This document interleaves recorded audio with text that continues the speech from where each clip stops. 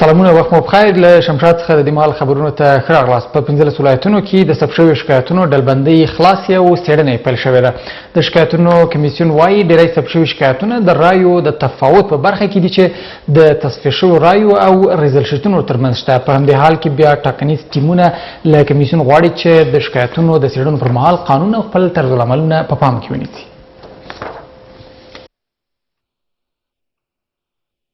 دا څلورمه ورځ ده چې ټاکنیزو شکایتونو ته د رسیدګۍ کمیسیون د شکایتونو څېړلو لړۍ پیل کړې، خو لا هم د شکایتونو په ډلبندۍ بوخت دی. تر دې مهاله د ټاکنیزو شکایتونو کمیسیون په 15 ولایتونو کې د شکایاتو ډلبندي خلاصه کړې او په راتلونکو 40 ساعتونو کې به د 90 سلنې شکایاتو ډلبندي او په کټګوریو د ویش چارې به پای ته ورسیږي. یک مشکل البته وجود داره که بیشترین شکایات بر محور یا متفاوت آرا میچرخه که تفاوت آرای پروسس شده و آرایی که در رزل شیت یا فرمه نتایج وجود داره. په ورته وخت کې مخکښ ټاکنیز ټیمونه له دغه کمیسیون غواړي چې ټاکنیز عدالت پلی او له قانون سره سم شکایتونو ته رسیدګي وکړي. موږ د ټاکنیزو قوانینو طرزالعملونو لوایحو تطبیق غواړو. پرته له ټاکنیز عدالت او شفافیت بل هیڅ شی نه غواړو. دا موږ ته سره خطونه دي ځکه چې ټاکنیز عدالت او شفافیت د جمهوریت د بقا لپاره اساسي عنصر دی. د ټاکنو د شکایاتو کمیسیون دی د قوانینو په چوکاټ کې او هغه قوانین چې د ټاکنو لپاره جوړ شوي دي د هغې په چوکاټ کې دي دغه شکایتونه وڅېړي او د هغې نتیجه دی د افغانستان د ولس سره شریکه کړي. ما از کمیسیون سهم شکایت می‌خواهیم که شکایت ثبت شده به اساس قانون انتخابات و طرزالعمل‌های این کمیسیون بررسی و فیصله خویش را اعلام نماید. د شکایتونو کمیسیون بیا ډاډ ورکوي چې له قانون به هیڅ کله هم سرغړونه ونه کړي او ټول اقدامات به د کمیسیون له طرزالعملونو سره سم وي. وظیفه اصلی ما همی است در چارچوب قانون لوایح طرزالعمل‌ها باید عمل کنیم و این تعهد اطمینان را برای مردم میدیم که اما نقشه رای ما و اما معیارهای اصلی ما اصول و قوانینی است که مربوط به انتخابات است. په ورته مهال د افغانستان د ژغورنې لپاره د سیاسي ګوندونو ائتلاف ګواښ کړی چې ټاکنیز ټیمونه او سیاسي جریانونه نشي کولای د قانون خلاف د وروستیو پایلو له اعلان وړاندې ټاکنیزه فضا ګډوډه کړي. حزب ائتلاف سیاسی نجات افغانستان به هیچ کاندید به هیچ سیاسون اجازه نمیدهد پیش از بررسی شکایت کدام حرکت داشته باشد چون ذهن مردم را مغشوش نکند. بگذارد که کمیسیون شکایت انتخاباتی به طرفی خود نتیجه نهایی را اعلام نماید.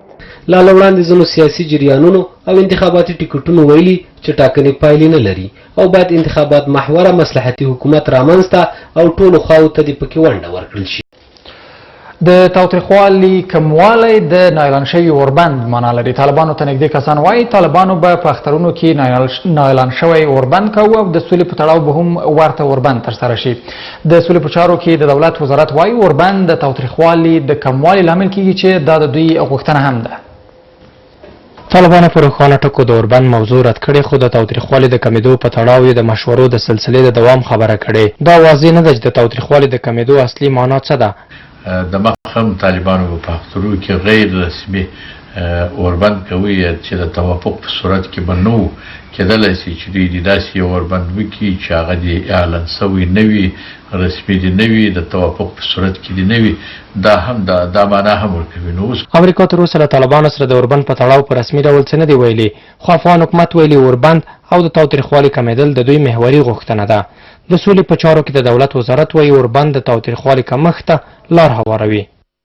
آتش بس باعث کاهش خشونت میشه به خاطر از اینکه وقتی میگیم کاهش خشونت کم سخت است که اونا رو شما اندازه گیری بکنین که خشونت باز اگر میگیم که پایین میاد چطور.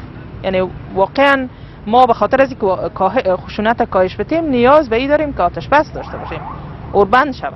اوربند او د تاوتریخوالي کموالی د باور او د سولې خبرو د بریا لپاره اساسي شرایط ښکاري چې د جګړې ښکېل اړخونه پرې په مشوره بوخت دي. د ولسي جرګې غړي په لومړي سر کې اوربند مهم ګڼي خو وایي د تاوتریخوالي کمښت هم اصلي هدف ته ګامونه لنډولی شي.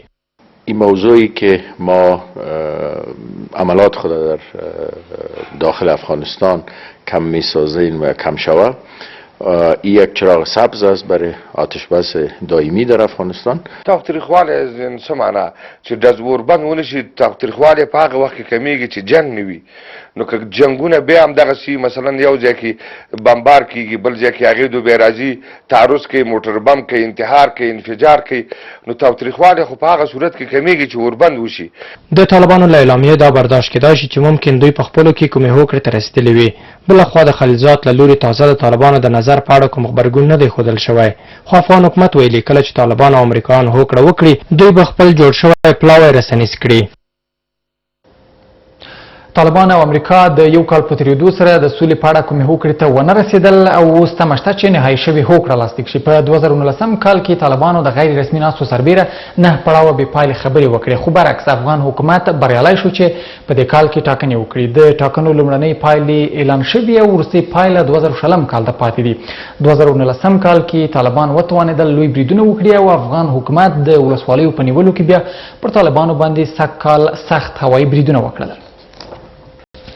کشمیری او پنجابي وسلوالو پلان درلود چې د کندهار په 9 ولسوالیو کې هممهاله لوی بریدونه وکړي او سقوط یې کړي. د کندهار امنیه قمندان تادین خان وایي د دغو لویو بریدونو د شنډولو ترڅنګ یې طالب وسلوالو ته سخته ماتې ورکړې ده. د کندهار امنیه قمندان وایي وسلوالو د یادو ولسوالیو د سقوط پلان درلود چې ناکام شول. د قمندانۍ پوستو باندې او سرحدي کنډک باندې دښمن حمله کړې وه چې په دې حملې په نتیجې کې 20 کسه دښمن جسدونه پر دغه ځای پاتې دي چې په هغه کې دا مخالفینو کې چې دي پنجابیان دي، کشمیریان دي، دا په ګډ دي. زابل کې د ملکی روغتون له نړیدو وروسته اوس ډیری روغتیایي خدمتونه خیمو کې ترسره کیږي. د ملکی روغتون ودانۍ څو میاشتې وړاندې په موټربم برید کې ونړېده چې اوس روغتیاپالان په نړېدلې ودانۍ او خیمو کې کار کوي. د زابل ولایتي اداره څه نه وایي، خو روغتیایي مسؤلین یې له میاشتو راهیسې د روغتون نوي تعمیر ته انتظار باسي. کابل کې تنفسي ناروغي او د هوا ککړتیا د مرګ په ګواښ بدله شوې. روغتیاپالان په سږو او د زړه په ناروغۍ اخته کسانو لپاره د هوا ککړتیا او تنفسي ناروغۍ مرګونې بولي. له دې سره مشرانو جرګه کې ځینو سناتورانو له مسؤلو ادارو غوښتي چې د هوا پاکوالي کې خپل مسؤلیت ادا کړي. عامه روغتیا وزارت د لومړي ځل لپاره د کابل په ګډون 2 ولایتونو کې روغتیایي خدمات ارزولي دي. د دغې ارزونې پایلې راتلونکي کال په ډاګه کیږي چې په کومو برخو کې پرمختګ شوی او په کومو کې ستونزې شته. روغتیا وزارت مني چې ځینو برخو کې خدمات کم کیفیته دي او د ناروغانو نه دوا کیږي. کونړ کې د داعش ته د وسلو د انتقال په تور 2 تنه نیول شوي. امنیه قمندان وایي کونړ کې د داعش ملا ماته کړي او اوس د هغوی لاسونه هم لنډوي چې د دې ډلې ته امکانات برابروي. امنیتي ځواکونه وایي هیڅ چاته اجازه نه ورکوي چې د ولسونو امنیت خراب کړي. زرنج موټر کې موټرسایکل کې ډېره ماهرانه په توګه د یو 9 بوجي امونیم نایتریت اغسته و چې چپې درې ته وړو د انفجارات لپاره. کوم ته هر څوک چې دی یوازې دا د شکي د دې نه نور هیڅ شی هم مونږ یې کړو، مونږ د هیچ چا په سر کې نه مونږ پولیسي مونږ د خاورې ته خدمت کوو، مونږ د هیچ چا په دغه کې نه یو چې مونږ د چا فشار لاندې راشو یا مونږ باندې څوک سترګې راوباسي. نه. عراق کې سلګونه لارونکوونکو د امریکا پر سفارت برید کړی دی. پلازمینه بغداد کې دغه بریدونه وروسته له هغې کېږي چې روانه اونۍ د امریکا په هوایي برید کې 25 تنه ووژل شول. دغه 25 کسان د یوې شیعه ډلې غړي او ځواکونه وو. راپورونه وایي د سفارت کارکوونکي او خپله سفیر د برید پر مهال موجود نه وو. عراقي لارونکوونکو د مرګ پر امریکا شعارونه ورکول او غوښتل سفارت ته داخل شي. عراق کې له تېرې 2 میاشتې حکومت ضد لاریونونه دوام لري چې څو ځلې د ایران پر قونسلګرۍ هم بریدونه وکړل. د افغانستان د جوجوتسو لوبغاړی حسین بخش سفری کابل ته راستون شو. هغه روسیه سیال مات کړی چې خلکو یې بریا د یوې لویې لاسته راوړنې په څېر ونمانځله او د حامد کرزي هوایي ډګر ته هرکلي ته خلک په جذبو او ولولو ورغلي. ما توانستم با دعا با تشویق همه هموطنان عزیزم که ما توانستم این حریف خود شکست بدم و 3 راوند مقابله بکنم. ضمن وقتی که داخل رینگ شدم گفتم که با تمام نمایندگی از مردم افغانستان ما داخل رینگ میشم. د سفری پلار وایي اقتصادي حالت ښه نه دی او زوی د موټر سیټونه جوړول خو ورزش سره یې زیاته مینه وه. خداوند دیگه تمزور را رفت دیگه. اول داشت بدر بسیار سیسوزی بود سیسوازی معتاد که سیسوازی میکرد دیگه از اون دیگه تمرین خود ادامه داد دیگه. د سفري هرکلي ته ورغلو کسانو دا لاسته راوړنه د ملي یووالي وسیله وګڼله او وویل خلک باید په داسې ملي لاسته راوړنو جشنونه وکړي. خوشحال هستم که اقوام با هم برادر از این قهرمان ملی ورزش خود استقبال کرده و امروز پرشور حضور رسانده. همه مردم افغانستان برش دعا کردن، ختمای قرآن را گرفتن.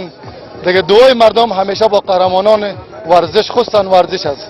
ما به خاطر سفری مامایب سفری از یاد دادن روسیه شکست داد، همطور دشمن ما هم شکست داد.